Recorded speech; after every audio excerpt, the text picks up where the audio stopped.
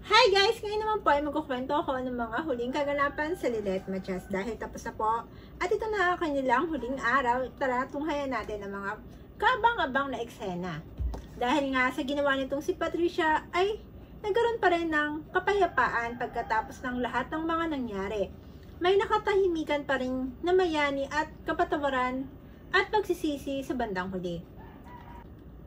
Tara, sabay-sabay nating saksihan ang kaabang-abang na pagtatapos ng ating sinubaybayan na kwento ng ating maliit pero kinagiliwan na si Lilet at sa kanyang mala amusement park na buhay pero masaya. Samantala, nalaman nila Kurt, Trixie at Aira ang lokasyon nila Lilet.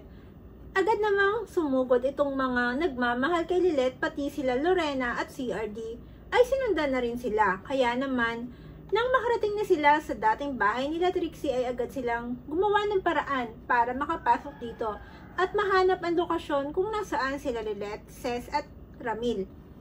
Kaya naman nang makalabas na sila, napag-alaman nila itong si ating Patricia nyo ay hinahabol pala nila Lorena at CRD. Dito nga, nalaman itong sila Lilet na nakikipaghabulan itong si ating Patricia nyo kila Lorena at hindi sila makapaniwala na wala itong balak abutan ito nila Lorena. Pero itong si ating Patricia nyo ay hindi inaasahan na may makakasalubong, kaya naman napahinto ito. Ay agad naman lumapit kaagad sila Lorena dito. At nakita nila si Patricia na nagmamakawan na tulungan siya. At napatingin lang dito si ating Lorena nyo. At gaya nga na ating inaasahan, itong ating Patricia nyo ay nalaglag ng tuluyan.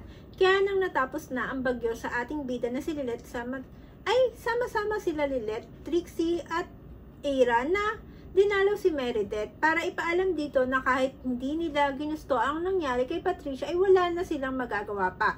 Dahil ito na ang piniling daan at gustong mangyaring tahaki ni Patricia.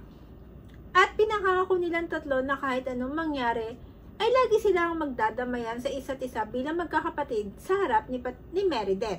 Kaya naman, masaya at naiiyak pa itong mga ate ninyo na nagyakapan sila sa harap ni Meredith.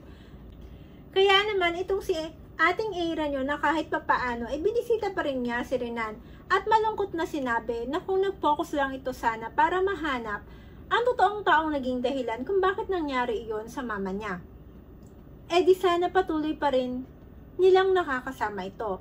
Kaya naman, itong si Aira ay walang humpay kundi konsensyahin itong si parang Renan nyo. Na kung naging mabuting tao lang ito, eh di sana makakasama niya pa ito at ng kanilang anak at may pagmamalaki pa siya ngayon ng kanyang anak.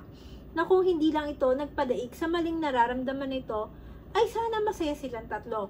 Na kahit anong pagsisisi nitong si Kuya Renan ninyo, ay huli na ang lahat dahil hindi na niya na may babalik ang lahat na nangyari para ayusin ito. Dahil nga tuloy-tuloy na ang magagandang mangyayari sa buhay nila Lilet at nakatanggap pa ito ng isang award bilang isang mabuting at magaling na abogado. Kaya itong ating bidang ay masayang binahagi kila Ramil, Ces at Trixie at maging kay Aira at sa buong pamilya ng Matias family. Kaya naman nang natapos na ang masayang araw na pagbibigay kay ating Lilet nyo ng award ay dumating naman ang araw ng kaarawan niya. Kaya masaya silang nagdiwang kasama ang mga pamilya at lumalaking pamilya nila ni Aira.